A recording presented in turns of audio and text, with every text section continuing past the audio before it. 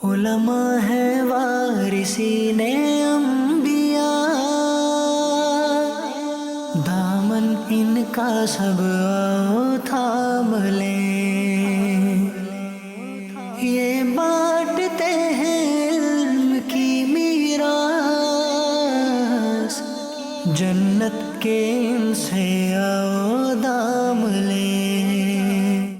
الحمدللہ رب العالمین والصلاة والسلام علی سید المرسلین، اما بعد فاعوذ باللہ من الشیطان الرجیم، بسم اللہ الرحمن الرحیم۔ الصلاة والسلام علیک یا رسول اللہ وعلی آلک واصحابک یا حبیب اللہ، الصلاة والسلام علیک یا نبی اللہ وعلی آلک واصحابک یا نور اللہ۔ مدنی چینل کے ناظرین، مدنی چینل کا پروگرام ہے وارثین انبیاء۔ اس پروگرام میں ہم نے کئی علماء کرام اور ائمہ کرام کے احوال کو سننے کی سعادت پائی ہے، اور امت کے بڑے بڑے اکابرین کے جنہوں نے قلم کے ذریعے، تحریر کے ذریعے، تدریس کے ذریعے اور مختلف قسم کے ذرائع کو اختیار کر کے دین متین کی، علم دین کی خدمت کی ہے، اور نبی کریم صلی اللہ تعالی علیہ وآلہ وسلم کی طرف سے جو ایک علمی ورثہ تھا، قرآن و حدیث کا فیضان تھا، اس کو ساری دنیا میں عام کیا۔ ہر دور ہی میں ہمیں اس طرح کے کثیر علماء، مصنفین، صوفیاء، مجددین نظر آتے ہیں۔ الحمدللہ اس پروگرام میں ہم نے مختلف علماء کرام کے حوالے سے گفتگو کرنے کی سعادت پائی۔ ماضی قریب کے بھی کئی اکابرین اہل سنت کا الحمدللہ تذکرہ کیا، لیکن آج کے ایپیسوڈ میں جس شخصیت کا ہم ذکر کریں گے وہ ظاہری حیات کے ساتھ بھی الحمدللہ متصف ہیں، اور ماضی قریب کے کئی اکابرین اہل سنت، مشائخ اہل سنت کا فیض لینے والے ہیں، اور کئی بزرگوں کے فیض کو، اور بالخصوص اعلیٰ حضرت امام اہل سنت کے فیض کو، آپ کے فیوز و برکات کو پوری دنیا میں عام کرنے والے ہیں۔ اور وہ ایسی شخصیت ہیں کہ ان کی ذات کے حوالے سے اگر گفتگو کی جائے، ان کی علمی اور دینی خدمات کو اگر ڈسکس کیا جائے تو اس کے لیے کئی موضوعات سامنے آتے ہیں، مختلف ڈائمنشنز ہمارے سامنے آتی ہیں۔ جس جہت میں بھی گفتگو کریں وہ شخصیت ہمیں کمال درجے کی نظر آتی ہے۔ اس شخصیت سے مراد شیخ طریقت، امیر اہل سنت، بانی دعوت اسلامی، حضرت علامہ مولانا ابو بلال محمد الیاس عطار قادری رضوی ضیائی دامت برکاتہم العالیہ ہیں، جو کہ دعوت اسلامی جیسی عالمگیر دینی تحریک کے بانی اور فاؤنڈر ہیں، اور آپ دامت برکاتہم العالیہ کی جو ادارتی خدمات ہیں اور پوری دنیا میں ایک زمینی حقائق کے ساتھ آپ نے جو دین متین اور مسلک اعلیٰ حضرت، مسلک اہل سنت کی خدمات سر انجام دی ہیں، اور اس امت کو علماء اور حفاظ دینے کا جو سلسلہ فرمایا ہے، اور پوری دنیا میں مختلف قسم کے دینی ادارے قائم کر کے مسلمانوں کو علم دین سے آراستہ کرنے کے لیے ان کے لیے مواقع میسر کیے ہیں، آسان کیے ہیں، وہ کھلی کتاب ہیں۔ مدنی چینل پر ہم وقتاً فوقتاً دنیا کے مختلف ممالک اور خطوں میں دعوت اسلامی کے تحت قائم کردہ مساجد، مدارس، جامعات اور دینی اداروں اور دینی ایکٹیویٹیز کا نظارہ کرتے ہیں۔ الحمدللہ مدنی چینل کے ذریعے کئی چیزیں واضح ہوئی ہیں۔ اللہ تبارک و تعالی امیر اہل سنت کی ہمیں قدر کرنے کی توفیق عطا فرمائے۔ امیر اہل سنت دامت برکاتہم العالیہ کی شخصیت جو کہ ایک مبلغ اسلام کے طور پر بھی نمایاں ہے، اور اس کے ساتھ ساتھ آپ دامت برکاتہم العالیہ کی ذات کا ایک خوبصورت وصف یہ ہے کہ آپ اہل علم ہیں، عالم دین ہیں، اور آپ نے علم دین کی بھرپور انداز میں جدید ذرائع کا استعمال کرتے ہوئے بھی خدمت کی ہے۔ اللہ تبارک و تعالیٰ نے امیر اہل سنت کو صاحب قلم عالم بنایا ہے، اور کئی بزرگوں کا فیض لیتے ہوئے امیر اہل سنت نظم کی صورت میں بھی، نثر کی صورت میں بھی دین متین کی خدمات سر انجام دیتے ہیں۔ امیر اہل سنت نے جو علوم دینیہ حاصل کیے، ان ذرائع پر اگر بات کی جائے تو مروجہ دور میں عالم دین بننے، علم دین حاصل کرنے کے جو ذرائع ہیں ان کو علماء کرام نے 3 اقسام میں ڈیوائیڈ کیا ہے۔ یعنی عالم بننے اور دین کا علم اور شعور حاصل کرنے کا ایک ذریعہ تو یہ ہے کہ باقاعدہ درس نظامی کیا جائے، یعنی عالم کورس کیا جائے، باقاعدہ سلیبس کے تحت کتابیں پڑھی جائیں، ایک استاد کے سامنے بیٹھ کر اسٹوڈنٹ اور تلمیذ کے طور پر باقاعدہ فنون کو پڑھا جائے۔ عالم دین بننے کا یہ بھی ایک مروجہ انداز ہے۔ علم دین کے زیور سے آراستہ ہونے کا ایک انداز یہ ہے کہ کتب بینی کی جائے، یعنی علماء اسلام نے جو کتابیں تحریر کی ہیں، اپنے دور کے علماء کی رہنمائی کے ساتھ بزرگوں کی کتابوں کو پڑھنا، قرآن و حدیث کی جو تفسیرات، تشریحات اور دین کے مسائل اور عقائد کو جو کتابوں میں تحریر کیا گیا، محفوظ کیا گیا، تو کتب بینی کے ذریعے بھی انسان عالم بنتا ہے۔ اور اعلیٰ حضرت امام اہل سنت سے جب پوچھا گیا کہ کیا صرف کتب بینی ہی سے، یعنی صرف کتابوں کا مطالعہ کرنے ہی سے بندہ علم حاصل کرتا ہے، عالم بنتا ہے، تو ملفوظات اعلیٰ حضرت میں اعلیٰ حضرت امام اہل سنت کا یہ ارشاد ملتا ہے کہ صرف کتب بینی ہی نہیں بلکہ افواہ رجال کے ذریعے بھی علم حاصل ہوتا ہے۔ افواہ رجال کا مطلب یہ ہے کہ علم والوں کی باتیں سننا، علماء کی صحبت میں رہنا، ان کے ملفوظات سننا، ان سے سوالات جوابات کرنا، ان سے علمی ابحاث کرنا اور بزرگوں کی گفتگو سن سن کے دین سمجھنا اور دین حاصل کرنا۔ امیر اہل سنت نے علوم دینیہ کے لیے جو کوششیں فرمائیں، ان میں بنیادی طور پر امیر اہل سنت نے دو ذرائع کو اختیار فرمایا۔ نمبر ایک، کتب بینی۔ اگر کتب بینی کا معاملہ دیکھا جائے تو امیر اہل سنت کثیر المطالعہ علماء میں شمار ہوتے ہیں، بالخصوص اعلیٰ حضرت امام اہل سنت کی فقہی اور علمی تحقیقات کا جو شاہکار ہے فتاوی رضویہ شریف، امیر اہل سنت نے اس کا خصوصی فیض لیا ہے، اور آپ اپنی تحریروں میں، اپنے ملفوظات میں، اپنے بیانات اور اپنے مذاکروں میں بھی اس کا فیض عام کرتے ہیں۔ اعلیٰ حضرت امام اہل سنت کے خلیفہ اور تلمیذ صدر الشریعہ بدر الطریقہ مفتی امجد علی اعظمی رحمۃ اللہ تعالی علیہ کی تصنیف کردہ اردو زبان میں فقہ حنفی کا انسائکلوپیڈیا ہے، جس کو بہار شریعت کہا جاتا ہے۔ امیر اہل سنت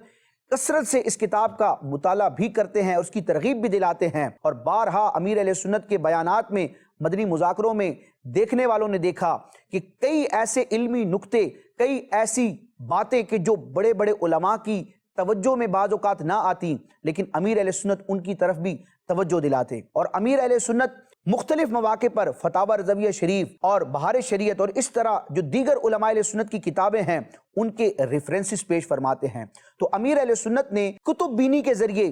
علم حاصل کیا۔ امام غزالی رحمۃ اللہ تعالی علیہ کی کتب اور بالخصوص احیاء العلوم یہ امیر اہل سنت کے مطالعے کا ایک خاص حصہ ہے، اور آپ اپنے مریدین اور متعلقین کو بھی اس کی ترغیب دلاتے ہیں۔ اس کے علاوہ متعدد بلکہ کثیر کتابیں ہیں جو آج تک امیر اہل سنت کے مطالعے میں رہتی ہیں۔ تو ایک تو کتب بینی کو آپ نے اختیار فرمایا، اور دوسرا علم حاصل کرنے کا ایک مؤثر ذریعہ علماء کی صحبت اختیار کرنا، علماء سے گفت و شنید کرنا اور ان کی باتوں کو سن سن کر دین سمجھنا۔ امیر اہل سنت کی ساری زندگی گواہ ہے کہ امیر اہل سنت نے نوجوانی کے زمانے سے آج تک علماء کی صحبت کو اپنایا، اور امیر اہل سنت نے اپنے وقت کے بڑے بڑے اکابرین اہل سنت سے علمی فیض پایا ہے۔ کتب بینی کے علاوہ جو افواہ رجال ہے، یعنی علماء کرام کی باتیں سننا، سمجھنا اور ان سے علم حاصل کرنا،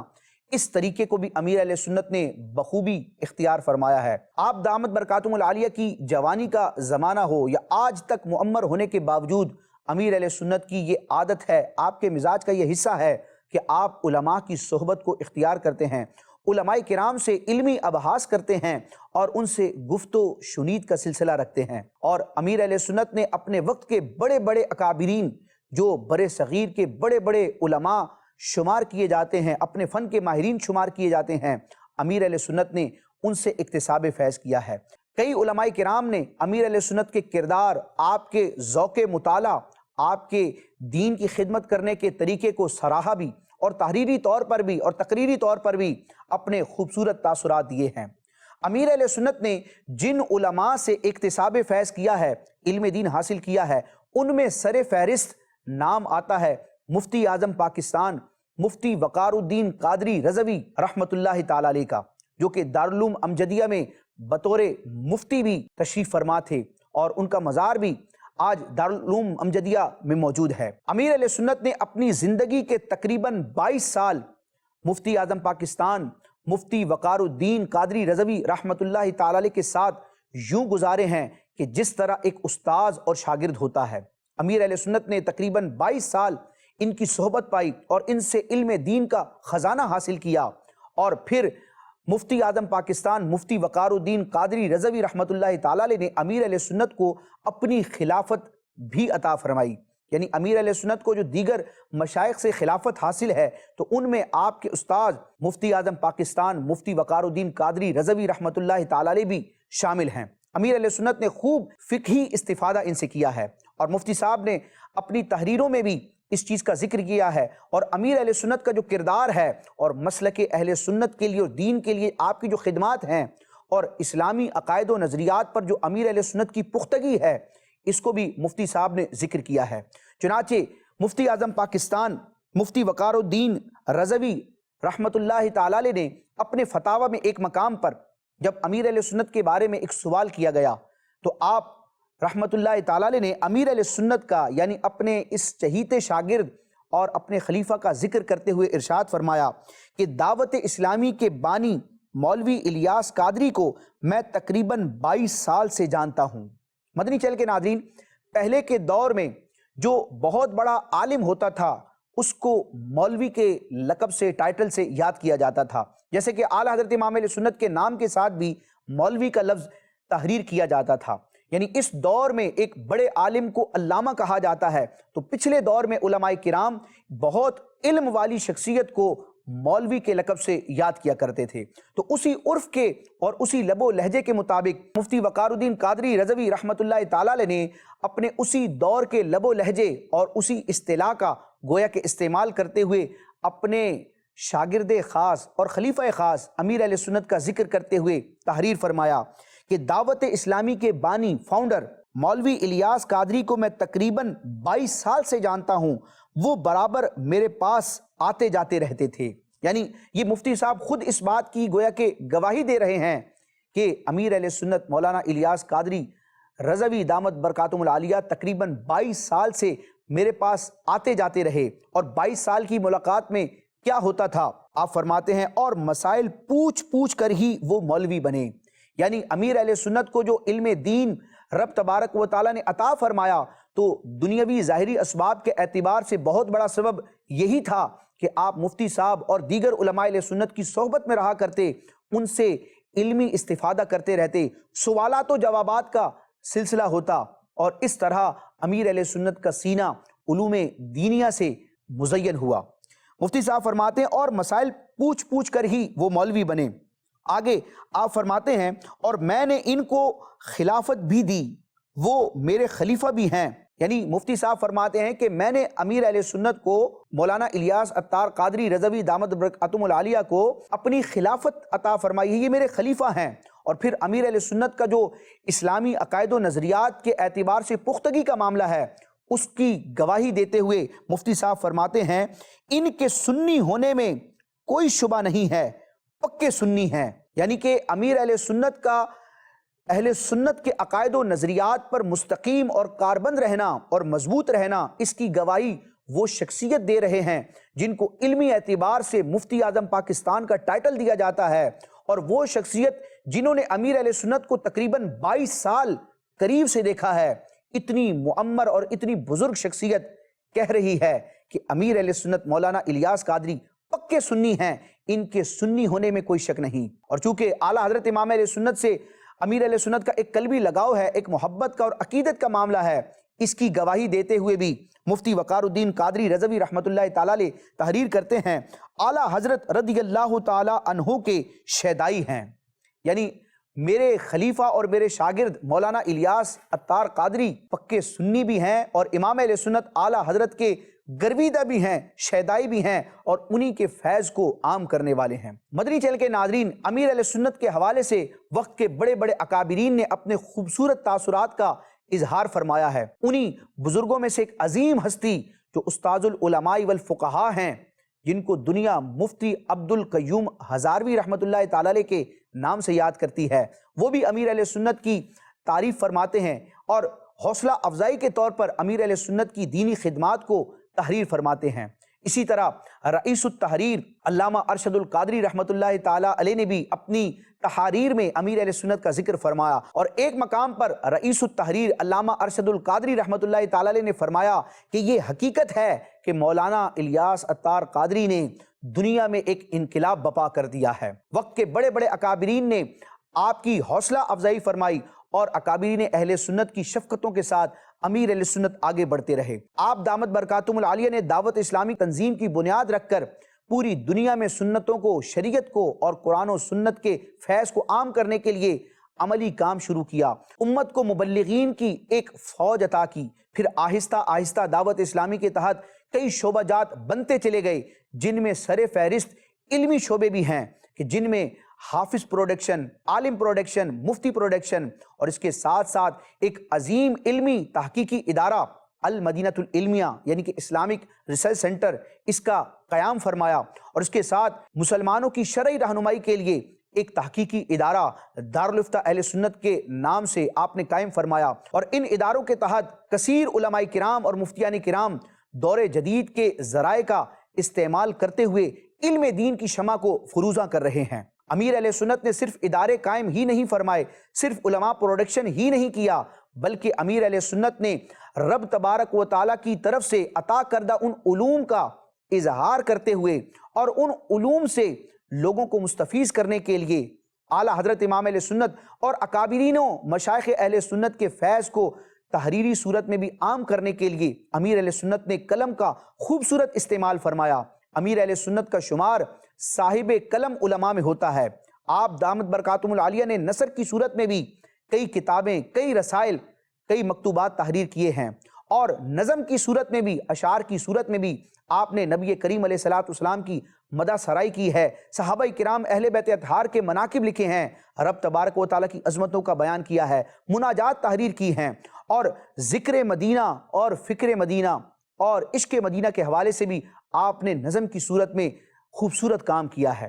اور امیر اہل سنت کے اشعار کو اگر دیکھا جائے تو ان میں کئی اشعار، بلکہ اشعار کی بہت بڑی تعداد ایسی ملے گی جن کا تعلق امت کی اصلاح کے حوالے سے ہوگا، یعنی واعظ و نصیحت کے مضامین پر مشتمل امیر اہل سنت اشعار تحریر کرتے ہیں۔ ویسے تو امیر اہل سنت کے نعتیہ کلاموں اور مختلف کلاموں اور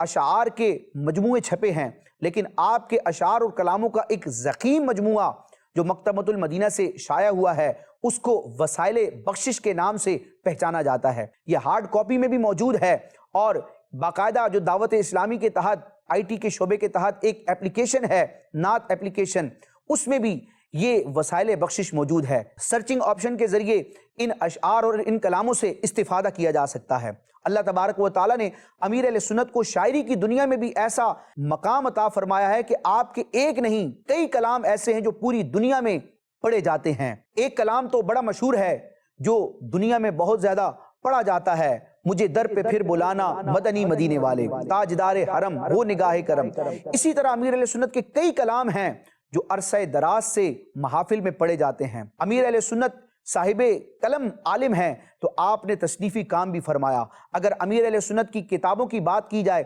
تو آپ اچھوتے موضوعات پر گفتگو فرماتے ہیں، اور ماضی قریب کے اور ماضی بعید کے جو علماء اور اکابرین ہیں انہوں نے اپنی کتابوں میں جو تحقیقات فرمائی ہوتی ان کا خلاصہ کر کے ان کو بڑے آسان اور خوبصورت اور دل نشین انداز میں امیر اہل سنت تحریر فرماتے ہیں۔ انشاء پردازی کے اعتبار سے اور اردو ادب کے اعتبار سے امیر اہل سنت کا علماء میں ایک نام ہے۔ امیر اہل سنت بڑے سہل، بڑے آسان پیرائے میں مشکل باتوں کو بھی بیان فرما دیتے ہیں کہ کم پڑھا لکھا شخص بھی ان باتوں کو بآسانی سمجھ سکتا ہے۔ امیر اہل سنت کی جو تصانیف ہیں ان میں اسلامی عقائد و نظریات کا بھی بیان ہے، شریعت اسلامیہ کے مسائل اور احکام کا بھی بیان ہے، نبی کریم علیہ الصلوۃ والسلام کی عظمت و شان کا بھی بیان ہے، صالحین کے تذکرے بھی موجود ہیں، اور امت کی اصلاح اور وعظ و نصیحت کے حوالے سے بھی آپ کے کئی بیانات، آپ کی کئی تحاریر اور آپ کے کئی رسائل موجود ہیں۔ امیر علیہ سنت کی ایک تصنیف لطیف جو شہرۂ آفاق ہے،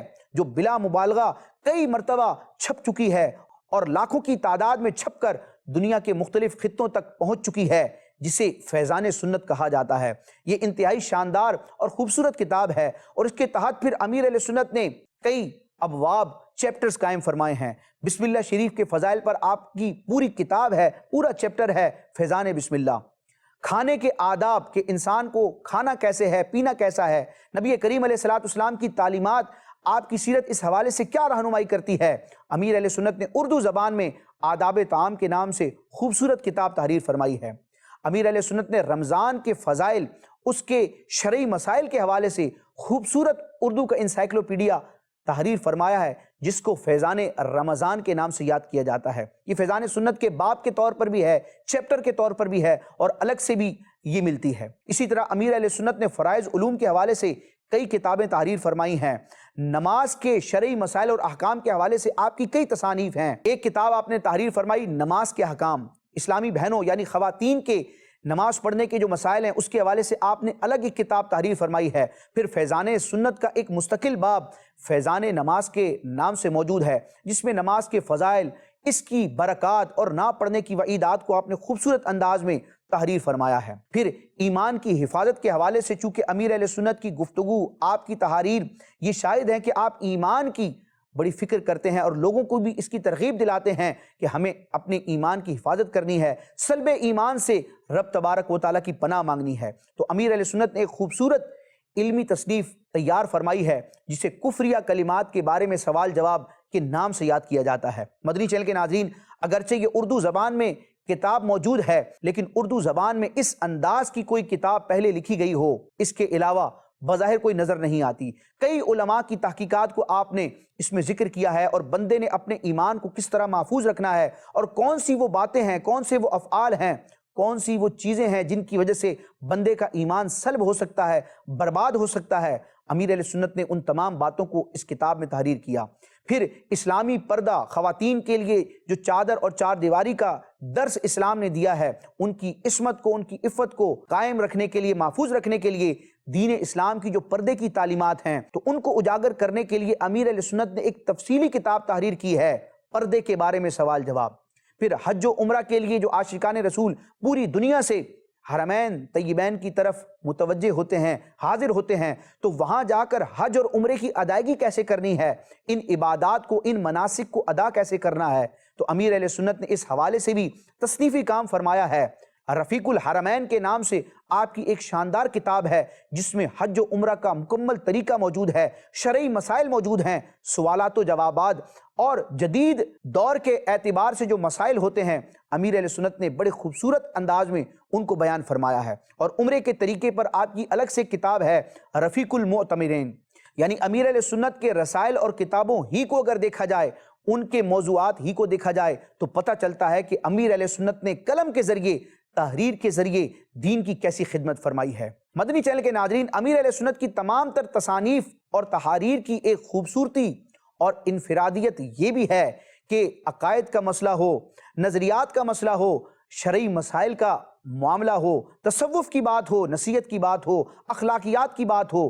الغرض کوئی بھی موضوع ہو، کسی بھی موضوع پر امیر اہل سنت کی تحریر ہو، وہ اعلیٰ حضرت امام اہل سنت کی تحقیقات کے مطابق ہی ہے۔ یعنی امیر اہل سنت نے عقائد و نظریات کے حوالے سے بالخصوص اور شرعی مسائل کے اعتبار سے بھی اعلیٰ حضرت امام علیہ سنت کو آئیڈیل بنایا ہے، اور اعلیٰ حضرت امام علیہ سنت کی جو تحقیقات ہمیں فتاوی رضویہ شریف میں، جد الممتار میں یا آپ کی دیگر تصانیف میں نظر آتی ہیں، یا پھر اعلیٰ حضرت کے خلفاء نے جو کتابیں تحریر کی، بالخصوص صدر الشریعہ بدر الطریقہ مفتی امجد علی اعظمی رحمۃ اللہ تعالیٰ علیہ نے جو بہار شریعت تحریر فرمائی ہے، تو امیر اہل سنت کی تصانیف میں، کتابوں میں، رسائل میں ان بزرگوں کی کتابوں، ان کی تحقیقات کا فیضان ہمیں ملتا ہے۔ یعنی اگر یوں کہا جائے کہ آسان انداز میں، آسان پہرائے میں اعلیٰ حضرت امام علیہ سنت کی تحقیقات کو سمجھنا ہے، فیضان اعلیٰ حضرت سے حصہ پانا ہے، فکر رضا کو سمجھنا ہے، تو پھر امیر اہل سنت کی تصانیف اس حوالے سے خوبصورت گویا کہ دلیل کے طور پر موجود ہیں۔ اللہ تبارک و تعالی ہمیں امیر اہل سنت کی تحریر کردہ ان کتابوں کا مطالعہ کرنے کی توفیق عطا فرمائے۔ امیر اہل سنت کی ان تصانیف، ان کتابوں اور رسائل کی اہمیت، معنویت اور جامعیت کے پیش نظر اسلامک ریسرچ سینٹر کے مختلف شعبہ جات اور جو ٹرانسلیشن ڈپارٹمنٹ ہے، اس کے تحت الحمدللہ دنیا میں بولی اور پڑھی جانے والی مختلف زبانوں میں بھی امیر اہل سنت کی کتابوں اور تصانیف اور رسائل کے تراجم ہوئے ہیں۔ اللہ تبارک و تعالی ہمیں امیر اہل سنت کا فیض لینے کی توفیق عطا فرمائے۔ مدنی چینل کے ناظرین، اپنی بات کو مافی ضمیر کو بیان کرنے کے لیے بنیادی طور پر انسان کے پاس دو ذرائع ہوتے ہیں، دو ریسورسز انسان کے پاس ہوتی ہیں جن کے ذریعے انسان اپنے دل کی بات یا اپنے نظریے کو آگے ڈیلیور کرتا ہے۔ ایک ہوتی ہے تقریر، یعنی گفتگو کے ذریعے، بات اور کلام کے ذریعے انسان اپنا مدعا بیان کرتا ہے، اور دوسرا ذریعہ اور ریسورس ہوتی ہے تحریر، یعنی انسان لکھ کر اپنی بات آگے پہنچاتا ہے۔ تو امیر اہل سنت کو رب تبارک و تعالی نے